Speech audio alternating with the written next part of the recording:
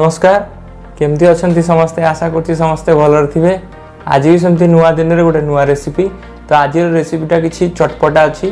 तो आज रेसिपी हूँ दही पापड़ी चाट। तो से दही पापड़ी चाट मैंने आप जापारे पापड़ी चाट बनवा से दही परिमाण किसी अधिका रही। तो चलतु देखा आज रेसिपी। दही पापड़ी चाट बनवाई मुझे गोटे कप सुजी नहीं जाइए। देन आप गोटे कप मैदा से मिसईदे कहीं सुजी मैदा दीटा को कॉम्बिनेशन में पापड़ीटा हम। देन लुण जी दरकार से हिसाब से आप पकेबे। तो लुण जी दरकार पकई सारापर बर्तमान आम जी सोडा जोड़ाक एडिबल सोडा खाଇବା सोडा कहते से गोटे पिंच पकेबे, अधिका जमा भी पकेबे ना। मु रिपीट करके कहूँ। देन बर्तमान से बर्तमान गोलेला भल कि आप गोलेबे आग से सब जिन गोली हो जाऊ भलरे कहीं गोलेबा निहाती दरकार। जिते आप भलरे गोलेबे सब आड़ को सी जो जिनस जमी लुण है सब जिन मिक्स प्रॉपर्ली हो पार। तो बर्तमान से पानी देवे, बेसी पानी जमा भी देवेनि, जी दरकार पानी देवे कहीं पानी है माने आमर फुलब ना माने जमा भी से डो हम ना। तो बर्तमान ये डोटा प्रॉपर्ली हो जाइए देखूँ। ताकू बर्तमान चकटिला से बर्तमान पूरा प्रॉपर्ली किसी भाया डोटा हो डोटा किसी भाया हवा दरकार। आपण मैंने बेसी पानी जमा भी देवेनि। तो बर्तमान आम 20 ରୁ 25 मिनट पर्यंत घोड़ेकिना रखिद। तो बर्तमान घोड़े आम रखीदे बर्तमान 25 मिनट पर ये किसी देखा आमर डोटा। तो डोटा किसी ये देखागला आम बर्तमान काढ़ीदे। बर्तमान बेलिया देखो के सफ्ट हो जाइए।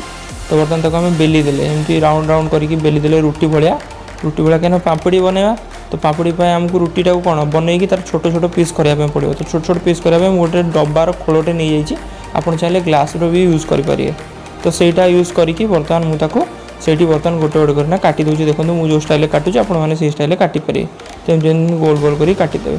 तो काटिदेला बर्तमान आम छड़ेबार मेन दायित्व। गोल गोल करना छड़ेबे, बाकी जहाँ रहीगला पुणी थे राउंड करके आउ गोटे थर बेली देवे। बेली देकिना पुणी थे पुणी एमती काटिदेवे। तो देखो मुझे गोटे गोटे करना राउंड राउंड करना गोटे गोटे करना बाहर कर भितर सब बेले ये सब को ओदा कपड़ा गुड़े रखिए। कहीं आम सांगे सांगे बनाऊने सांगे सांगे जेहेतु पापड़ी छाणुने तो सुखी जार चान्सेस ओदा कपड़ा गुड़े रखिए। आमर जेहेतु पापड़ गुड़ाक आमको गुपचुप भाया फुलेबार ना। तो गोटे कंटा चामच तार कणा करदेली ताकि पापड़टा आम फुलबनी।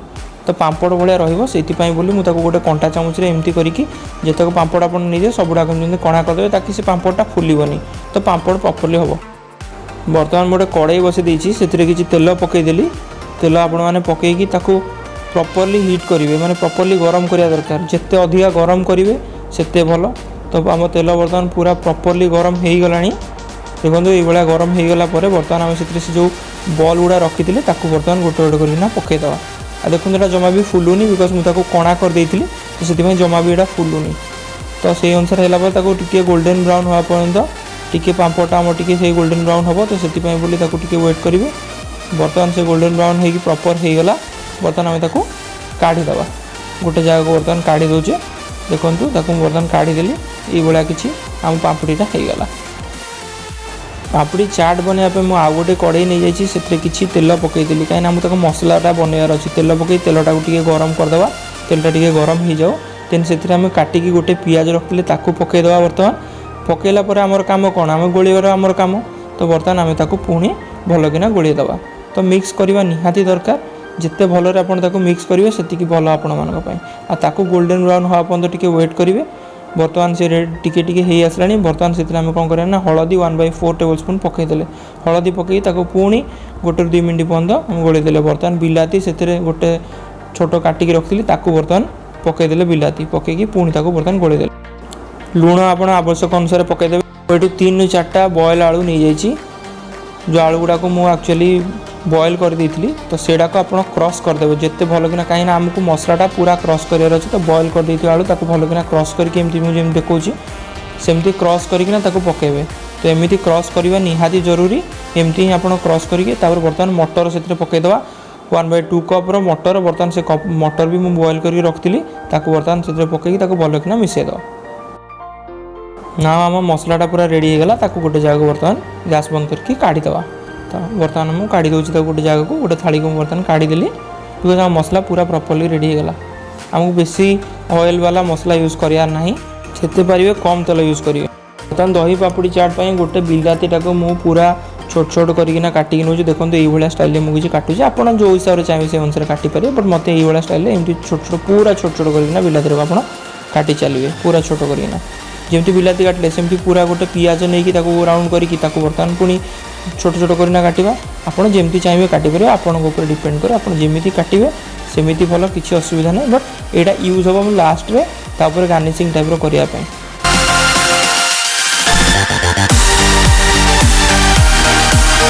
ଆମର ଦହି ପାପୁଡ଼ି ଚାଟ୍ ପାଇଁ କିଛି ଏତିକି ଜିନିଷ ଆମର ପୁରା ପ୍ରପରଲି ଦରକାର ଅଛି। ଆପଣମାନେ ଦେଖିଦିଅନ୍ତୁ, ଓଭରଅଲ୍ ମୁଁ ଆପଣଙ୍କୁ ଦେଖିଦେଉଛି ଏତିକି ଜିନିଷ ଦରକାର ଅଛି। ତାପରେ ମୁଁ ଗୋଟେ ଗୋଟେ ଇଣ୍ଡିଭିଜୁଆଲ୍ କହିଦେବି। ତ ଇଣ୍ଡିଭିଜୁଆଲ୍ ପ୍ରଥମେ ଆମର ଦରକାର ଅଛି ଯେଉଁତକ ମସଲା ଆମେ ବନେଇଲେ, ଯେଉଁ ଷ୍ଟାଫିଂ ପାଇଁ ମସଲା ଯେଉଁ ଆମେ କଲେ ସେଇ ମସଲାଟା ନିହାତି ଦରକାର, ଯେଉଁଟା ମୁଁ ଆପଣମାନଙ୍କୁ ଦେଖେଇଲି ଯେଉଁ ପ୍ରୋସେସ୍ରେ। ଦେନ୍ ମସଲା ବନେଇ ସାରିଲା ପରେ ଯେହେତୁ ଦହି ପାପୁଡ଼ି, ତ ଦହିଟା ତ ନିହାତି ଦରକାର। ଯେତେ ଅଧିକା ମୁଁ ଦହିରେ ସବୁବେଳେ ଚିନି ପକାଇଥାଏ। ତ ଦହି ପାପୁଡ଼ି ହେଇଗଲା। ବର୍ତ୍ତମାନ ଗୋଟେ ସୁଇଟ୍ ଚଟନି ମୁଁ ବନେଇଛି, ସେ ସୁଇଟ୍ ଚଟନି ତାକୁ ରଖିଦେବେ। ବର୍ତ୍ତମାନ ଆମର କଳା ଲୁଣ ଦରକାର, ତାକୁ ରଖିଦେଲେ। ବର୍ତ୍ତମାନ କଳା ଲୁଣ ଯଦି ଆସିଲା ଦେନ୍ ଆମର ଧଳା ଲୁଣ ବି ଆସିବ, ତ ଯେତିକି ଦରକାର ତାକୁ ରଖିଦେବେ। ବର୍ତ୍ତମାନ ପିଆଜ ଆଉ ବିଲାତି ଯେଉଁ କାଟିକି ରଖିଥିଲେ, ଦେନ୍ ଧନିଆ ପତ୍ର, ପୋଦିନା ପତ୍ର, ଦେନ୍ ଆମର କିଛି ଛୋଟ ସେଉ, ଦେନ୍ ଆମର ଛୋଟ ପାମ୍ପଡ଼ ଯେଉଁ ମାର୍କେଟରେ ମିଳେ, ଆଣ୍ଡ କିଛି ପୋମୋଗ୍ରାନେଟ୍ ତାକୁ ରଖିଦେବା। ଆଉ ପାମ୍ପଡ଼ ତ ନିହାତି ଦରକାର, ଆପଣ ଜାଣିଥିବେ ଯେଉଁଟା ୟୁଜ୍ ହେଉଛି। ତ ବର୍ତ୍ତମାନ ମୁଁ ପାମ୍ପଡ଼ଟା ନେଇଗଲି, ସେଥିରେ କିଛି ସେ ଯେଉଁ ମସଲା, ଯେଉଁ ଷ୍ଟାଫିଂ ପାଇଁ ଯେଉଁ ମସଲା ବନେଇଥିଲି ସେ ମସଲା କିଛି ପକାଇଥିଲି। ତ ବର୍ତ୍ତମାନ ମସଲା ଏମିତି କରିକି ଆପଣ ପକାଇଦେବେ। ମସଲା ପକାଇ ସାରିଲା ପରେ କିଛି ସୁଇଟ୍ ଚଟନି ଆମେ ତାପରେ 1 to 2 ଟେବୁଲ୍ ସ୍ପୁନ୍ ପକାଇବା। ଆପଣଙ୍କ ଉପରେ ଡିପେଣ୍ଡ କରେ ଆପଣ କେତିକି ପକାଇବେ। ଦେନ୍ ବର୍ତ୍ତମାନ ସେଥିରେ ଲୁଣ ଆପଣ ଯେତିକି ଆବଶ୍ୟକ ସେତିକି ଲୁଣ ପକାଇବେ। ଦେନ୍ ବ୍ଲାକ୍ ସଲ୍ଟ ଯେତିକି ଦରକାର ସେତିକି ପକାଇବେ। ଦେନ୍ ଚାଟ୍ ମସଲାଟା ଅପସନାଲ୍, ଏଇଟା ଆପଣଙ୍କ ଉପରେ ଡିପେଣ୍ଡ କରେ। ଆପଣ ଚାହିଁଲେ ପକାଇବେ, ନ ଚାହିଁଲେ ପକାଇବେନି। ମୋତେ ଭଲ ଲାଗେ, ମୁଁ ପକାଇଲି। ଚିଲି ଫ୍ଲେକ୍ସ ଟିକେ ପଡ଼ୁ, ଭଲ କି ଟିକେ ଚିଲି ଫ୍ଲେକ୍ସ ପଡ଼ିବ ନା ଆଉ। ଛୋଟ ସେଉ ଟିକେ ପକାଇଦେବା, ନହେଲେ ଦହି ପାପୁଡ଼ିରେ ସେ ଯେଉଁ ଟେଷ୍ଟଟା ସେଟା ବିଲକୁଲ ବି ଆସିବ ନାହିଁ। ଦହି ପାପୁଡ଼ି ମାନେ ଆପଣ ଜାଣିଛନ୍ତି ଦହି ବହୁତ ସାରା, ଢେର ସାରା ପଡ଼ିବ। ତ ଦେଖନ୍ତୁ ଏମିତି ଦହି ମେଞ୍ଚେ ହିଁ ପକାଇଦେବେ। ପୁଣି ମିଠା ଚଟନି ଟିକେ ପକାଇଦେବେ, ସେଥିରେ 1 to 2 ଟେବୁଲ୍ ସ୍ପୁନ୍ ମିଠା ଚଟନି ପୁଣି ପକାଇଦେବେ। ଲଙ୍କା ଗୁଣ୍ଡ ଟିକେ ପକାଇଦେବେ, ଟିକେ ରାଗା ଆସିବ ବୋଲି, କାହିଁକିନା ମୁଁ ଏଥିରେ ଗ୍ରୀନ୍ ଚଟନି ପକାଉନି। ଯେଉଁ କାଟିକି ରଖିଥିଲେ ପିଆଜ ଆଉ ବିଲାତି ତାକୁ ବର୍ତ୍ତମାନ ଏଥିରେ ପକାଇଦେବା। ସେଇଟା ଗାର୍ନିସିଂ ପାଇଁ ମୁଁ କହିଥିଲି, ସେଇଟା ବର୍ତ୍ତମାନ ଏଠି ପକାଇଦେବା। ଦେନ୍ ମାର୍କେଟରେ ଯେଉଁ ପାମ୍ପଡ଼ ମିଳୁଛି ସେ ପାମ୍ପଡ଼ରୁ ଗୋଟେ କ୍ରସ୍ କରିକି ମୁଁ ଚାରିପଟକୁ ପକାଇ ଦେଉଛି। ଏତିକି ସବୁ ପକାଇ ସାରିଲା ପରେ ଗାର୍ନିସିଂ ପାଇଁ ଧନିଆ ପତ୍ର ଆଉ ପୋଦିନା ପତ୍ର ଟିକେ ପକାଇଦେବା। ତାପରେ ଟେଷ୍ଟକୁ ବଢ଼ାଇବା ପାଇଁ ସେଥିରେ କିଛି ପୋମୋଗ୍ରାନେଟ୍, ଡାଳିମ୍ବ ଟିକେ କିଛି ପକାଇଦେବା। ବର୍ତ୍ତମାନ ଆପଣମାନେ ଦେଖିଲେ ଆମ ଦହି ପାପୁଡ଼ି ଚାଟ୍ ବନିକି ରେଡ଼ି ହେଇଗଲା। ଦେଖନ୍ତୁ କିଛି ଏଇ ଟାଇପ୍ର ଦେଖାଯାଉଛି। ତ ଆପଣମାନେ ଦେଖିଲେ ମୁଁ କେମିତି ଦହି ପାପୁଡ଼ି ଚାଟ୍ ବନେଇକି ଦେଖେଇଲି। ତ ଆପଣମାନେ ଘରେ ତାକୁ ବନାନ୍ତୁ ଆଉ ଖାଆନ୍ତୁ। ମୋର ଆଶା ଆଉ ବିଶ୍ୱାସ ଆପଣମାନଙ୍କୁ ବହୁତ ବଢ଼ିଆ ଦହି ପାପୁଡ଼ି ଚାଟ୍, ଦୋକାନମାନଙ୍କୁ ଆଉ ଯିବାକୁ ପଡ଼ିବନି। ଆପଣ ଆରାମସେ ଘରେ ବନେଇକି ଖାଇପାରିବେ। ଜମା ବି ବେଶୀ ଇନଗ୍ରେଡ଼ିଏଣ୍ଟସ୍ ୟୁଜ୍ ହେଉନି। ଆପଣ ଚାହିଁଲେ ଇନଗ୍ରେଡ଼ିଏଣ୍ଟସ୍ କମ୍ ବେଶୀ ବି କରିପାରିବେ। ତ ଆଶା କରୁଛି ଆପଣମାନଙ୍କୁ ଆଜିର ଭିଡ଼ିଓ ଭଲ ଲାଗିଥିବ। ଯଦି ଭିଡ଼ିଓ ଭଲ ଲାଗିଥାଏ ତାହେଲେ ଲାଇକ୍, ସେୟାର ଆଉ ସବସ୍କ୍ରାଇବ୍ କରିବାକୁ ବିଲକୁଲ ବି ଭୁଲିବେନି। Thank you so much. Have a great day.